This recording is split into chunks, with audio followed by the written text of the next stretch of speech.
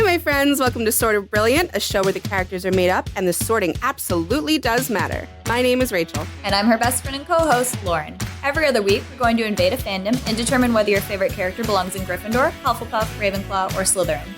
We're the Harry Potter podcast that talks way more about any other franchise. Here, we use the sorting structure from Harry Potter as a common language without supporting the author or her beliefs. As for the sorting itself, there's bound to be some arguments along the way. But in the end, we're always right. According to us. According to us.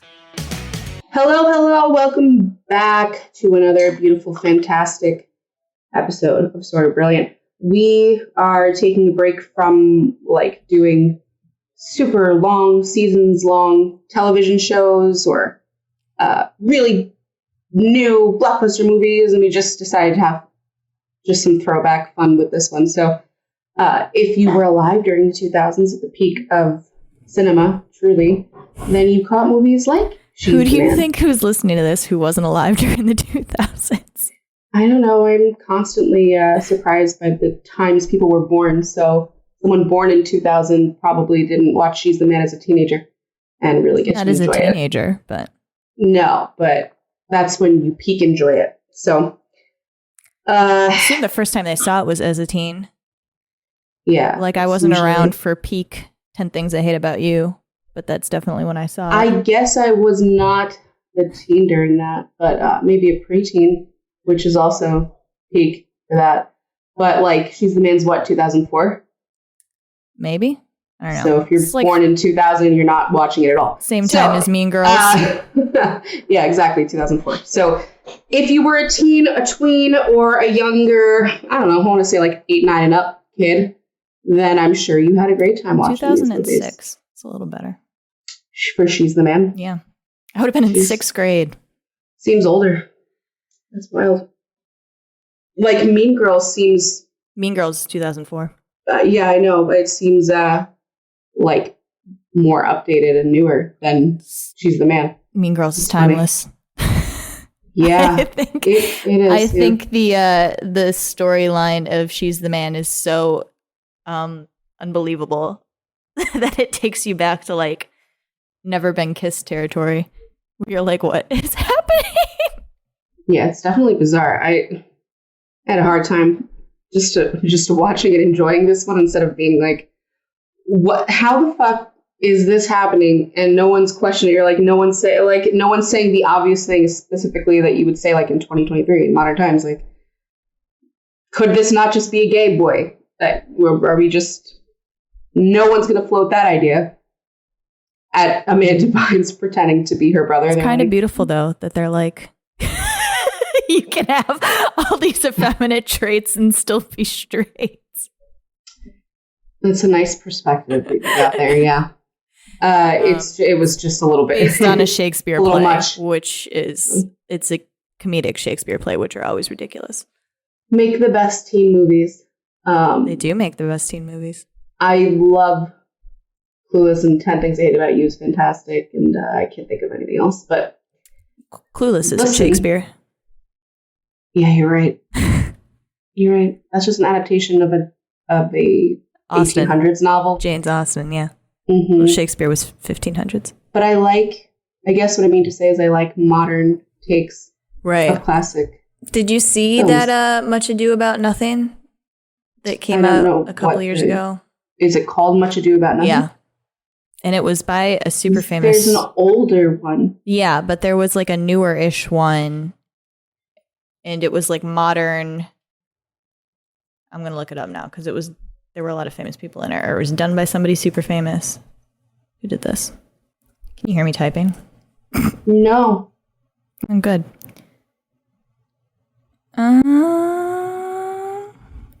Are you talking about the 1993 one? Mm-hmm. Yeah, there was one that came out not super long ago. Maybe it's based on it, but not quite titled that. No, it was called 2005. Yeah, it was called Much Ado About Nothing. Yeah, Billy Piper was in it, and Tom Ellis. Oh, so British one. Yeah, but... Yeah, anyway, that's my favorite Shakespeare play. Mine's Macbeth. Is it? Yeah. Could you tell me anything about Macbeth? Yeah, I love those witch bitches. Okay. Yes, I love Macbeth. Like you and everyone else in America, we all read Shakespeare in high school and probably college 101 classes. Yes. I've never seen an adaptation of that one though. That'd be great. They should do a comedic adaptation of that I was going to say it's not a comedy. It could very easily be one with the right mind. Get Taika Waititi on it. So this was an interesting movie. I love Amanda Bynes. The Amanda Show was great. Amanda, please. Again, if you're of a certain age, you know. If you know, you know. Ick, ick. Bring in the dancing lobsters. So great. Just fantastic television. Just a great time to be a kid. All those kinds of shows were, Keenan and Kel. I just love it. I miss it greatly. But Amanda Bynes, this was like, she's the man's like peak Amanda Bynes. She's doing the most sketch comedy she's ever done. Peak that. Very, very Jack Black performances. Really funny. She was really, really funny. So she made it. She really did, because it feels like there's not a lot of people in that movie, even though there are quite a lot of people in that movie. I guess it's just that she's the standout She's playing two personality. Characters. Like Nina in the Vampire Diaries. Yeah. Who really kills it as well. Channing Tatum's there. It's fine. Duke Orsino. Yeah. They were so clever with the names. He's the Duke of Orsino in 12 Nights. Yeah, that's really, really clever. I thought you were going to be like, it's another Dorcas. No Dorcas here. So, I don't know. I mean, it's funny because to me, Amanda's character is two different houses. Because oh my God. She's pretending to be somebody else. She's pretending to be somebody else, but before I even had a glimpse of that character, I was saying that I think her portrayal of this boy character is this house. And then later on, we come to see that the real person is that house. So that was funny. She did a great job impersonating them. Because she's not that house when she's regular. What's her name? Olivia? Viola. No. Viola. Yeah. Olivia's it's the same letters, just scrambled different. So. It is. You're correct. Maybe there was some intention there. I assume so. Olivia's we'll be sorting her too, I guess. I guess. I don't really care for her. Well, she was the most oblivious. Amazingly just whatever she wanted the world to be. Interesting people. None of them could ever exist from the parents down. None of this could happen, and that's what makes it beautiful. So they seemed kind of rich, so I could maybe believe that a rich family would be like this. Yeah, the Zuckerbergs are known to be exactly like this. Uh-huh. Not noticing when their kids are not staying in their house. Not a thought behind those lizard eyes. No. So we'll start with whoever you want to start with. This was Lauren's recommendation, this movie. Because Rachel told me I should do a back to school. So this is back to school. I guess technically it is back to school. It is back to school. We did Legally Blonde one year for like a back to school movie. It was last year. We did it with Clueless. Like they were. Clueless was your birthday. Very close to each other. Yeah, Legally Blonde was right after. Yeah, for back to school. Is this what we do? We do a school movie? It must be because that's what you told me to do. You said once back to school-ish. She just obeys. Yep. It's true. I give the orders. Like being bossed around. So we got to talk about these people and these fucking weirdos in their houses. Keep this energy really as high as it is right now. Yeah, they're very weird people. Viola. I'm going to... Oh, man, I want to keep calling her Olivia. That's name's hard. Viola. That's hard. Because I'm Viola, and I like cheese. I have an Aunt Viola. She's in her, 90s. That's all I can think of when I say that name. So it's very, very That's weird. So interesting because I think it's coming around to be, trendy again. That's probably because Olivia was huge for the last 10 years and people are like, I like it, but I want to spin it. Maybe. I don't know. It's just like when you there are some names like Edith. You're like, that's an old person name. I don't think of Viola as an old person name. Rude. Viola is really old to me, so I don't know. It might just be like, yeah, it's been out of commission. People don't know it. Viola. Isn't that an instrument? Viola. Yeah, the viola. Well, Viola is weird as fuck. She's like... all these people are weird. Yeah. Yeah, but Viola most of all, and her brother most of all, like the twins share this fucking weirdo gene. They look at their parents on like actually unbelievable. So, do we recount the plot? There's not much plot here. It's not. I mean, it's 12th Night. If you know 12th Night, I'm sure people know she's the man too. She she plays soccer, and they cut the girls' team at her school. And so her brother is leaving town to go play with his band in London and tells her to like cover for him. And her school starts 2 weeks later than his. So instead of like calling the school and pretending to be mom and telling the school that her brother is sick, like he asked her to do, she decides to dress up as her brother and go to school as him and join the men's soccer team and make the team and then play the old men's soccer team at the school that wouldn't let her join because they were very sexist and beat them. And then I guess probably rip off her wig in dramatic fashion and be like, aha, I'm a woman. So that was the plan. And this was a extremely quickly put together plan. She just decided to do it. She just decides. And goes. Her mom says sometimes you might as well just be your brother. And she's like, deal. Sure. Yeah, she just fucking does it. Yep, she does. She goes and gets her hairdresser makeup friend to dress her up as a boy and teach her how to be a boy. And then she does it. It helps that she passes really well. Like, she looks like her brother. It's kind of crazy because they're not actually related. Mm-hmm. So she's when they also found this about actor, like 6 or 8 inches shorter. So, but nobody notices that. It's fine. It's fine. No one notices the height differences, the sideburn differences, the facial hair. Like when you shave your face and you have stubble. That she doesn't have that, but the brother does. No one notices these things. Just don't look too closely at it. So Viola goes and she's like, "Yeah, might as well be my brother. You're absolutely right." And just goes to this school. Finds the dorm. I don't even know how to explain the ridiculousness of the situation. Like, she realizes, I guess, that she's too stereotypically, like, emotional and effeminate for them. And they're, like, a little weirded out by her pretending to be a him.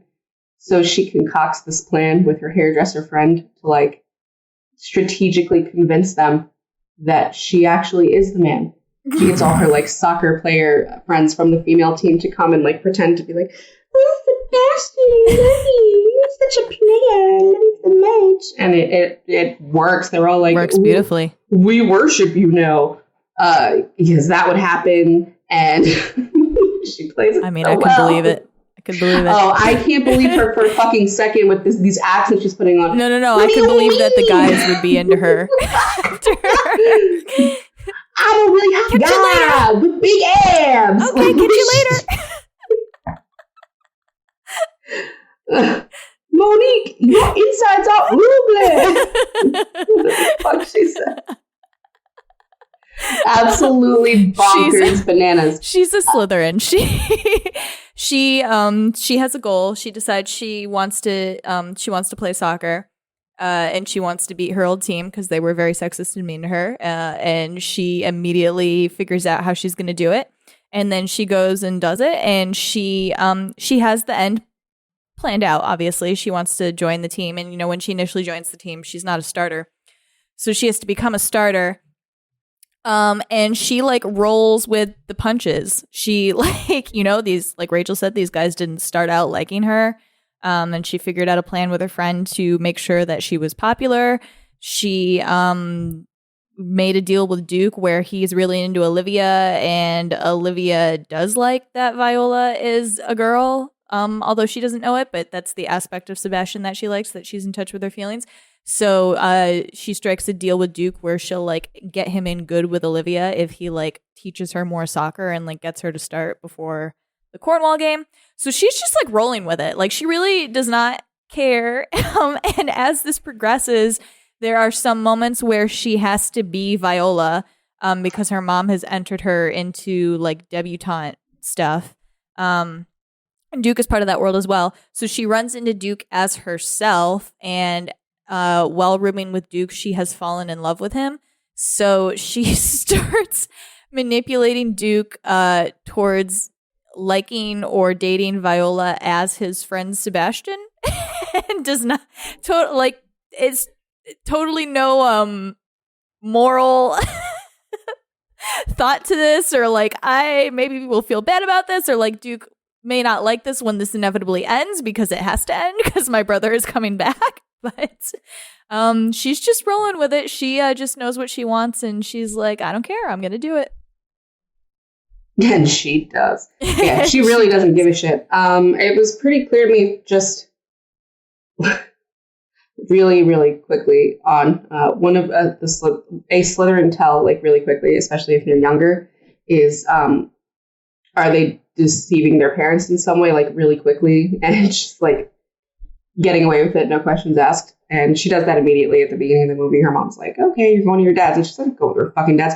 Her mom's not going to check up on that. I mean, her parents are incredibly easy to deceive, but it is kind of a trend, especially with young people in this house, where they easily get one over on their parents. So that was my first clue. My second was that she just did this and it happened. Like, there was no second guessing of it. She didn't have any anxiety over it, and she really doesn't care. And the third confirming one is as she starts to get more like into what's the guy's name? What's Channing Tatum's name? Duke.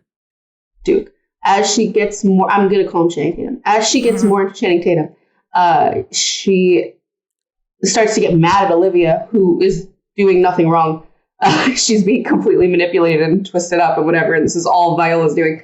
And she still ends up getting like annoyed that Olivia might like that guy. Like she might like Duke too. And she's like, absolutely not, while concocting this entire, like, she doesn't give a shit at all that she's puppeteering it and like fucking around with people.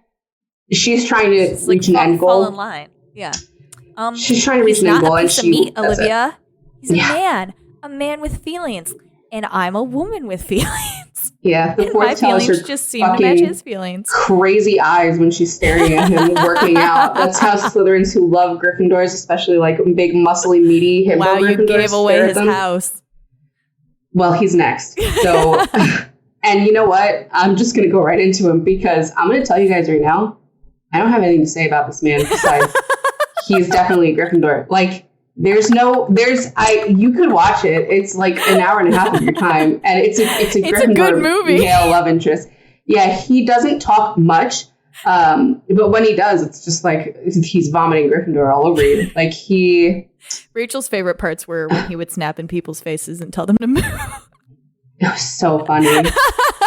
He was my favorite character. Yeah, I enjoyed him the most. Yeah, I really, really liked him. Him nothing and the to say girl about and him, Eunice. but I loved him. Eunice, yes, you loved. Yeah, Eunice. no, I have nothing to say about him. He just does what a man should do. He's quiet, and then he yells at people who are annoying him or in his face. And he's very cute with the whole like he can't talk to girls that he likes thing. It's sincere and it's cute, and it's like not something that you get in popular male lead, like romantic leads, I guess. Oftentimes in very popular movies like this, he's like a cocky, kind of like really self-assured, funny, you know, the type. Or like if you're reading the types of fiction that are popular right now, like fairy shit, they're all cocky. It's the same shit. They're like leading men with a certain flavor, yes. And they're not like this guy. So it's nice and endearing to see something different. Gryffindors right now. I can, but he's not like this.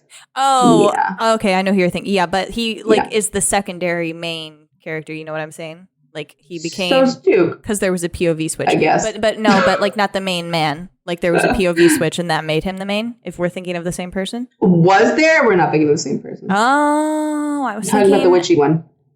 The witchy one? My people. Oh, duh. Okay, I was thinking of Bad Boys. But Oh no, he's not. He is technically. Yeah, he's not to me. No, Duke is very like it's like cute and sweet, and you definitely don't see it often. So it was very endearing to me. He just really liked this Olivia girl, and he just could not get words out of his mouth. He's like, I really like her. And he can't make the small talk. Yeah, his whole thing with Viola that he forgives her so quickly is he's like, I don't think like we would have talked the way that we did if I had known that you were a girl. Like he like they really opened up and like talked about like they had this whole scene where they were like talking about feelings, and then he was like, if you tell anyone about this, I'll kick your ass. Like, and he was like, I wouldn't have done that if you were a girl. Like I wouldn't have been able to drop. So he is, again, as we keep saying about Gryffindors, God, they've got this emotional intelligence, like however it presents itself, but like he's very aware of his emotions. He just doesn't want to share them with anybody, and is anxious about sharing them, especially with women, I guess. So that's I think just the ones he likes, because he's not nice to Eunice at all. He tries to talk to Eunice.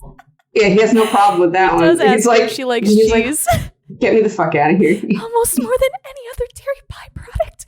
She's the best, dude. She was so fun. She was just out here this entire movie, just absolutely feeling herself, just and like fishing for anybody. Like, you know, she's like, whatever lands in my but net. that one guy, I don't know his name, but he really did like her. Yeah, Toby really did like Eunice. Yeah, they ended up That's together. a cute at the real end. love. Yeah.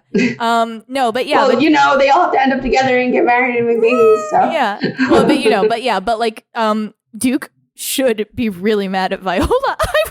I would be furious. I think I found texted you this. Yeah, I'd be really mad at her. Whether I was Sebastian, you also Duke, Olivia.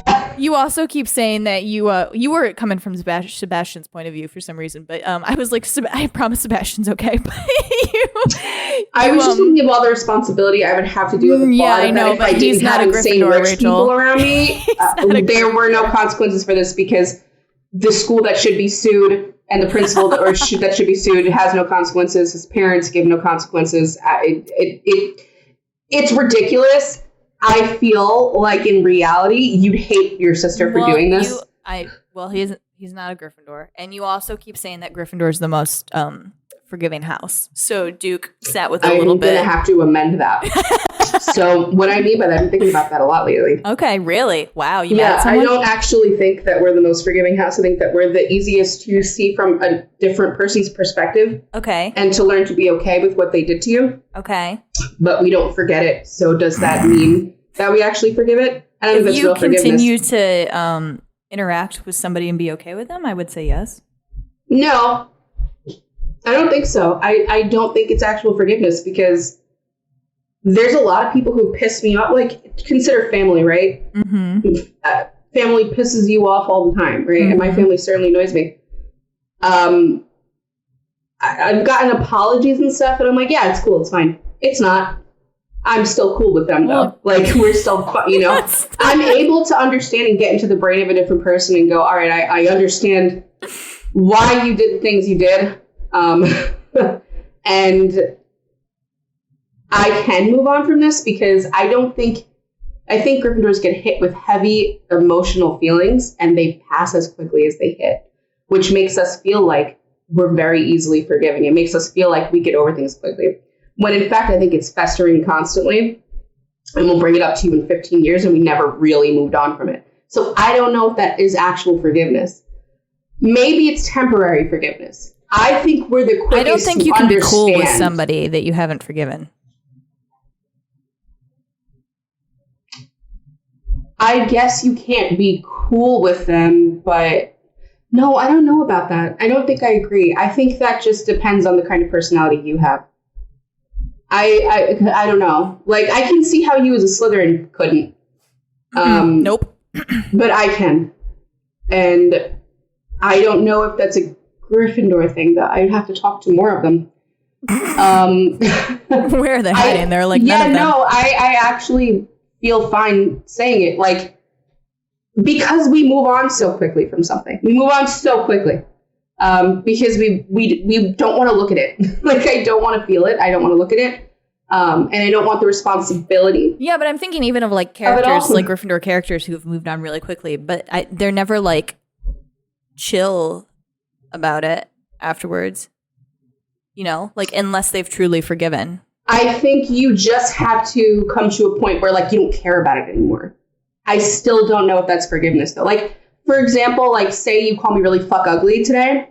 And it's like, that makes me feel horrible, right? But then you're like, oh, I was just having a really, really bad day. Okay, I can understand that completely. But that like really hurt my feelings. And I'm like holding on to it. And 5 years from now, I might be like, yeah, I remember the time you called me fucking fuck ugly. But we can still be cool. Like, we're fine. I forgave it and moved on. What are you going to do?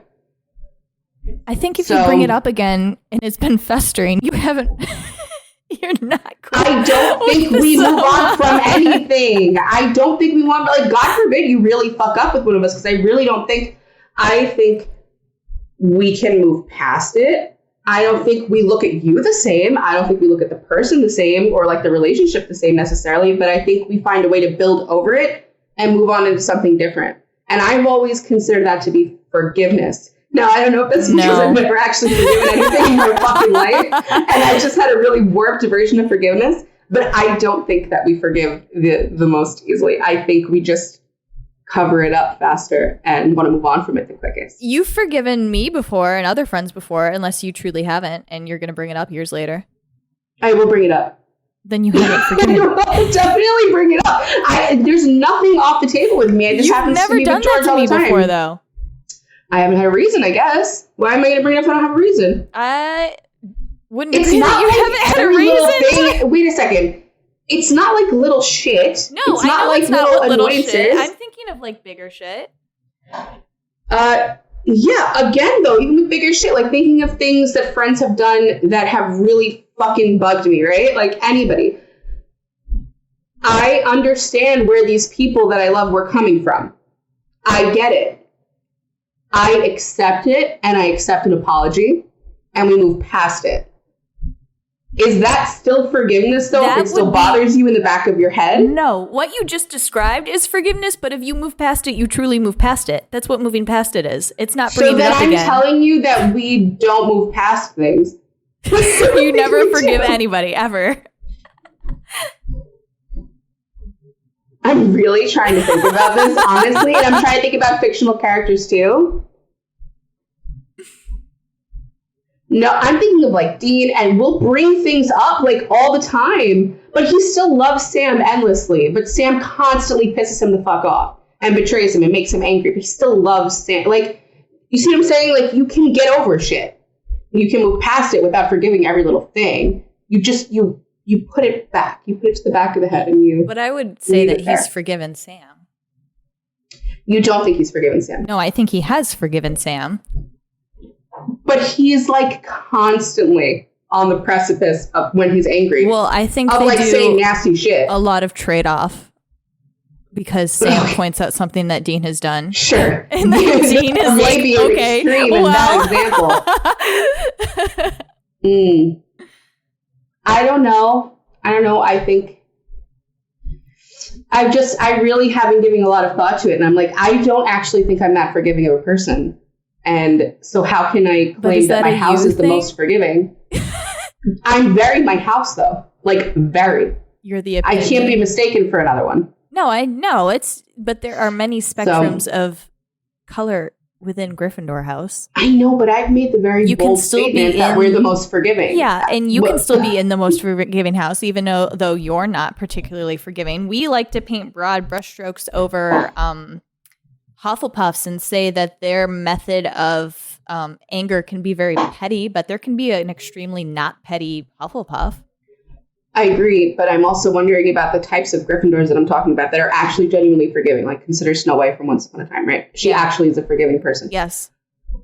I don't actually think, though, that she's as righteous and sweet as she comes off as, or is like I don't think so either, but I think she genuinely forgives. Yeah, but does she forgive like for herself, for like any kind of selfish reason? Like, I need to move on with this, and like, or because she genuinely wants to see the good in people. So then, to me, that's more stupidity than actual. I think that's it with Regina. Like she had no reason to ever forgive Regina, and I think she genuinely does by the end of the. No, series. I have no. These are the types of characters that made me say Gryffindor's the most forgiving, right? But then I really, really look at myself, and I'm not. And I look at the people around me, like the characters around me on the lineup of Gryffindors, and they're not either. Well, I mean, you're also pretty right side, and you're talking about like left. Like I think Luke Skywalker is a pretty forgiving person. Yeah, but I don't think like Tony Stark is, and I don't think you just gave me an extreme right side Captain person. Hook is like also right side. Yeah, so maybe I will amend the statement to say that left side Gryffindors are the most forgiving. Okay. Of all houses. All right, cool. I would probably put Duke further on the left than I would on the right. So. Duke is a stupid ass who should have never forgiven her. I would have lit her fucking car on fire. Anyway, he did say basically that he forgave her so quickly because he was grateful that he was able to have those conversations with her and not like be anxious about them. And he really likes her. That's the other, like, this movie's so ridiculous. It's incredibly like early 2000s teen rom-com, right? But they do the thing where she's like, he's not gonna, like, she sent him this note and was like, meet me here. It was literally Blair and Chuck on top of the Empire State Building. Mm-hmm. Where it was like Chuck had to show up, or Blair was gonna think he never loved her again. So she invited him to this debutante like ball coming out thing. She was like, he's not coming. And then she like went outside. She wasn't even in her dress because she was so sure he wasn't coming. She went outside in the fog and like she saw a shadow and she was like, I knew you'd come. And they gagged you a little because it wasn't him and it was really funny. But then it was also really funny because she's literally saying the words, I didn't think you would come, while she's standing there. No. She fully expected him to come. Which is another Slytherin thing. She was like, he's not coming. Well, like fully waiting for that romantic moment to happen. Bro, she and her brother, she's fucking Looney Tunes. And the people around her, also all Looney Tunes and Dum-Dums. All of them. But, you know, she's funny, so we'll forgive it. She totally expected him to fucking be there. So when he wasn't, yes. That was pretty funny. But, like, she gets what she wants in the end. Mm-hmm. It just worked out. Yep. She also like switched schools and said like, fuck all my friends who don't have a soccer team, I guess. And she gets to play on the men's team at the new school. End with a narrator speaking or with text over the screen telling you about the future? No, it just like it just ends with they do like the debutante and she's announced, and then there's like the scene where like the entire she's in the Illyrian colors and the entire soccer team like rolls out, and that's it. It's funny that I can't think of anything but ACOTAR when people say Illyrian, like Illyrian or Illyrian. That's not specific to fucking Quarterstones, Thorns and Roses. It's everywhere, but it's so. Fun fact. Cornwall is the name of the kingdom where Viola and Sebastian come from in Twelfth Night, and Illyria is the island that they wash up on in the shipwreck. So, I wonder if Illyria, the first time it was ever mentioned in any form of entertainment was Shakespeare. I wonder if it was. Is that something you're looking at? No, it's just something I wondered. I don't really care about the answer. It was just an interesting thing because I've seen it in a lot of different Illyria shows, is an actual place. Yeah, but when you say things like Illyrian fucking warriors and shit, like that's not. There's no fairy Illyrian warriors in real life, based on that. Because there's no fairies. Yes. Correct. So but they were an actual people on an actual piece of land. Right. Well, then they're all dead, though, huh? Illyria no longer exists. No. So, I mean, those people still exist. They have a. Do they call themselves Illyrian? No, it's basically, Italy.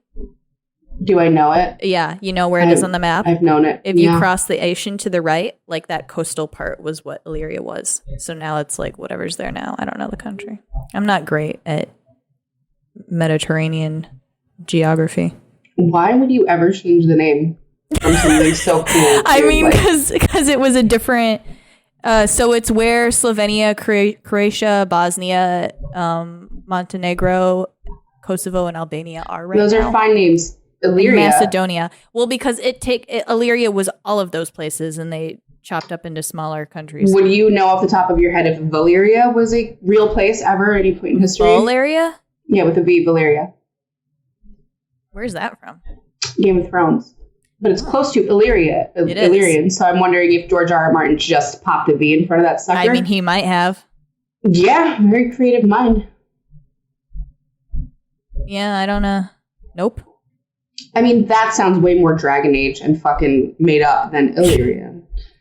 But I hear it all the time. Like I hear it in so much like media, whatever.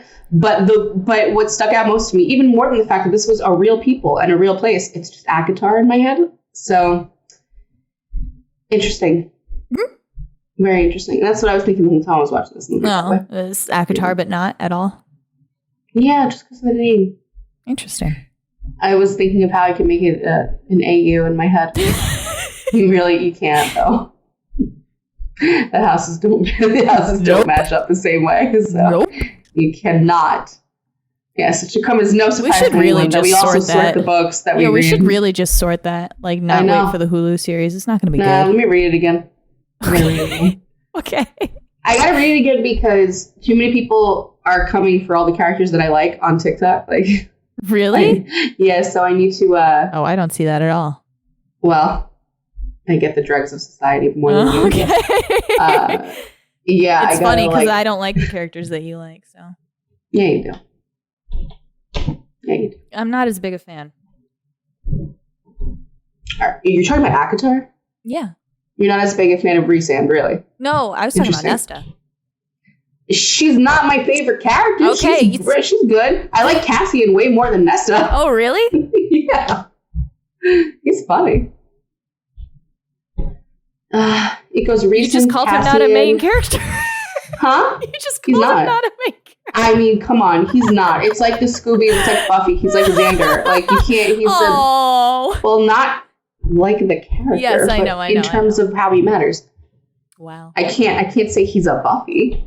He's not. I mean, he's not a Buffy, but he's a cool dude. I don't really dislike any of them, actually, besides maybe Elaine. Anyway, we're way off topic. But that's okay. He loves Tamlin. Honestly, he's the best. One of the greatest characters. Everybody on the first book, you agree?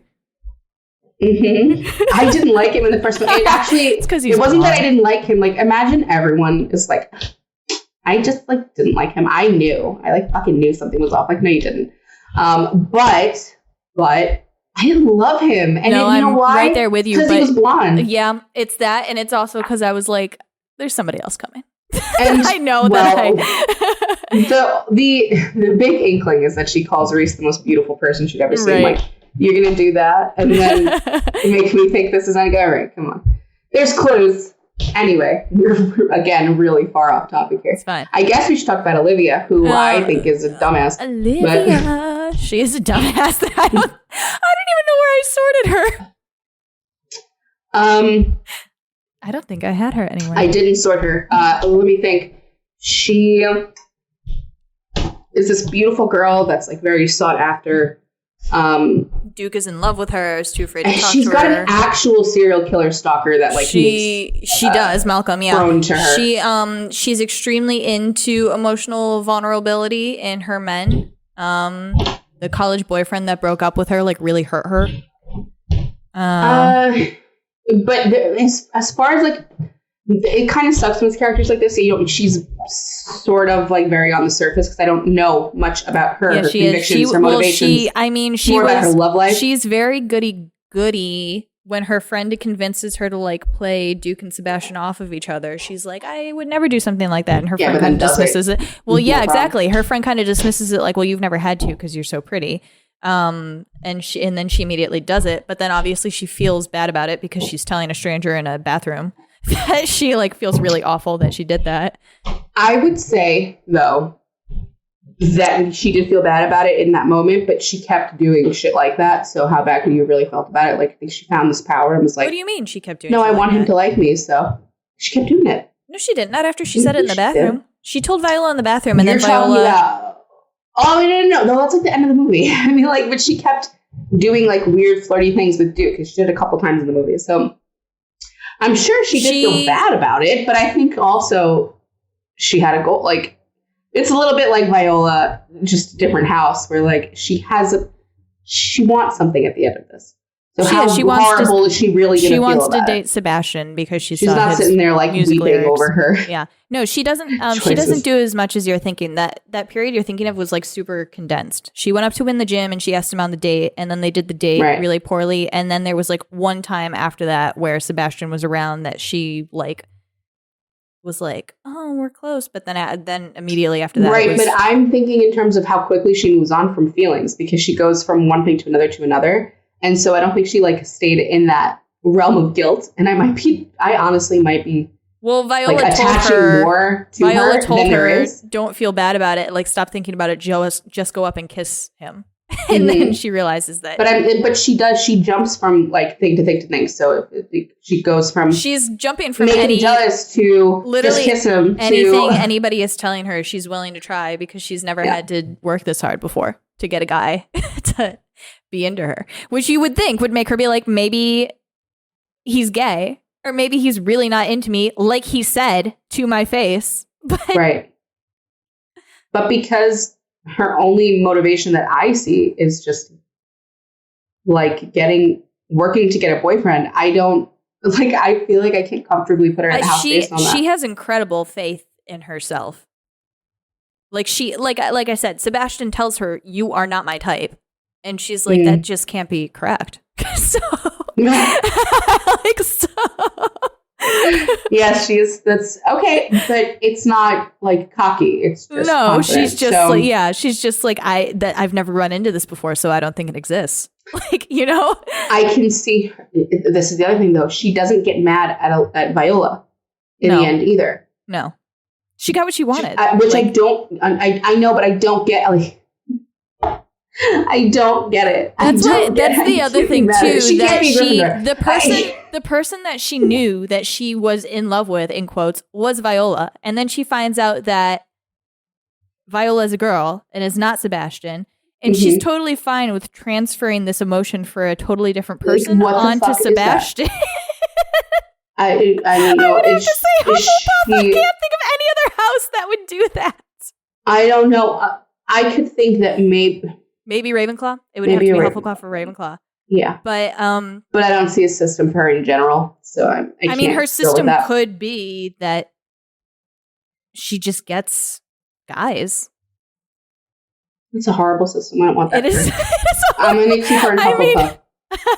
I don't want that for any woman. I don't think that she is a Ravenclaw. I mean, I could see that, like, not in a bad way either. Just that, like, you're really good. She's switching up her.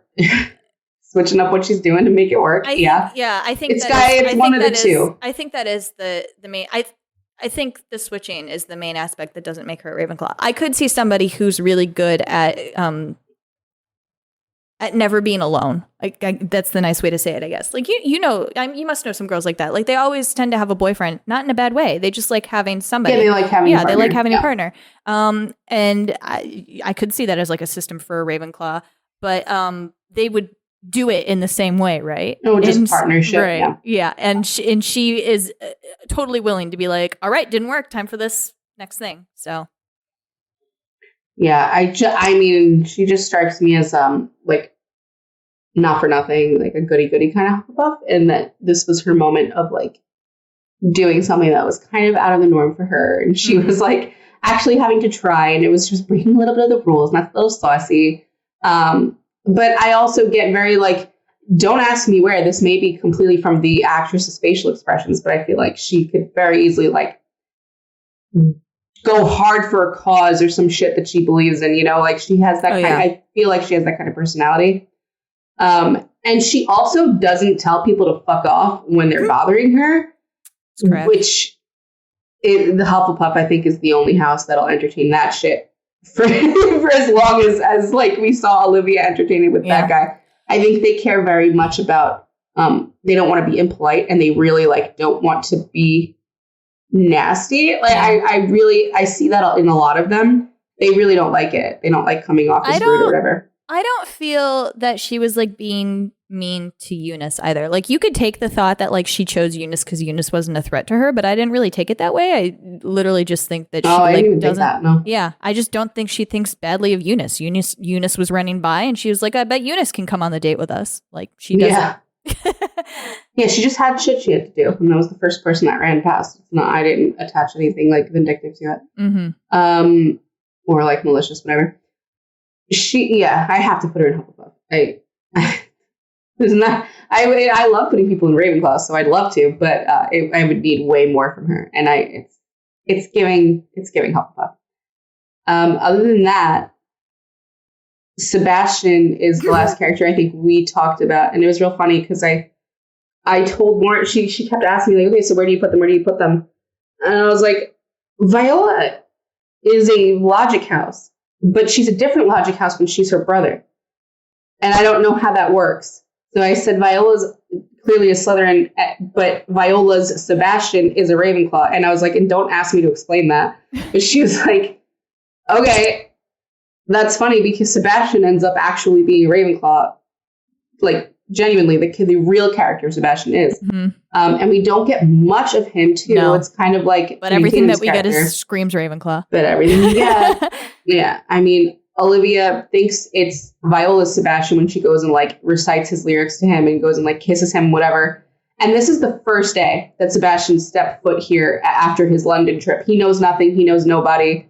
And this pretty girl just came and shouted his own lyrics at him and kissed him. And he was like, yeah. I'm gonna like it here. He does, yeah. And this she says, might as well happen. She whispers, like, see you at the game tomorrow. And then he doesn't know what that means. Yes, you will. He doesn't know what that means. He's like, whatever. He goes up to his room, goes to bed. And then the teammates come in thinking that he's Viola and like throw a soccer ball at him and be like, get up, like it's time for the fucking game. And he's like, that must be the game. And he just goes. Yeah. And they're like, come over here and we'll paint your face, Sebastian. He's literally on the field in Viola's jersey, like trying to dribble a ball. He's very bad at soccer. And he's like, what am I doing here? This isn't fun. It's like, man, I don't know what you're doing there. This was all your choice, buddy. And then, like, he has no problem showing everyone his dick. No, he doesn't. When Viola pulls him under the bleachers, he's like, how'd you get sideburns? She's like, oh yeah, I'm growing sideburns now. Get the fuck off me. Yeah. He's totally just like might as well happen. That's what Rachel called him. He's one of the might as well happen Ravenclaws. There's like, many of them, and they're really funny when they come up. You know, you've got like the Scots from Ant-Man. Is his name Scott? Yeah, I forgot. Scott Lang. Yeah. Yeah, he's the big one for me. He's why not? Like walking on the sidewalk. Sure. I love those. Oh, they're so funny. So I had wished we'd gotten more of Sebastian, but you can only ask for so much from these like hour and 12-minute movies, okay? They are masterpieces as they are. We got enough of Sebastian to sort, okay? Like very clearly. It's true. So full castle. Oh, wow. That's exciting. Cool. Also a Ravenclaw Hufflepuff romantic pairing. Not that we saw a ton of them, but still not cool. That we get to. Not that we even really know that they were good for each other, since we saw 2 seconds of them actually together. No way of knowing. But yeah, no way to know. But I assume they all ended up together and like lived happily ever after. Mm-hmm. That's what you're supposed to. Straight out of high school. Straight out of high school. Exactly. That always works. All right. Well, next time we will be doing 911. I know that was supposed to be this week, but Haley went to Greece, that bitch. So we will be doing it next week. And then after that, it'll be our vampire month. We'll be doing True Blood and Vampire Diaries. So hope you'll tune in for that, because we're excited to talk about it. Yeah. Rachel's falling asleep. She's so excited. I am. I'm doing great over here. Every episode will be like this from now on. I hope not, because we'll be on weekends. Yeah, my body will still be broken and battered and bruised. It's not sustainable. Yeah, no. I've changed my recording hours, guys. I'm only doing this on Fridays and Saturdays, or I will have a nervous breakdown. because I can't add more. Because life. Life. So, this is a weeknight. This is my last weeknight recording, so I'm very tired, and I need to go. So I hope you enjoyed this, and I will see you next time with special guests, Illy and Haley, and that's a lot of fun. And then we're really, gearing up for Vampire Month, which vampire is my fucking favorite. So I'll see you on the flip side. Goodbye! Bye! Thank you for listening to Sort of Brilliant. If our sorting choices inspired any rage or excitement, we'd love to hear from you. We're open to feedback, suggestions for characters to sort, and solid counter-arguments with citations. Never forget your citations. You can find us hanging out on Twitter and Instagram at SOB_pod or shoot us an email at sortofbrilliant@gmail.com. And since we're not above begging, please rate and subscribe to Sort of Brilliant on Apple Podcasts, Spotify, and wherever else you listen to podcasts. Please share our posts on social media, and if you're a Gryffindor, maybe you'll inspire sorting fights among your own friend group. The theme music is Hot Shot by Scott Holmes. Can't wait to sort with you again next time. Bye!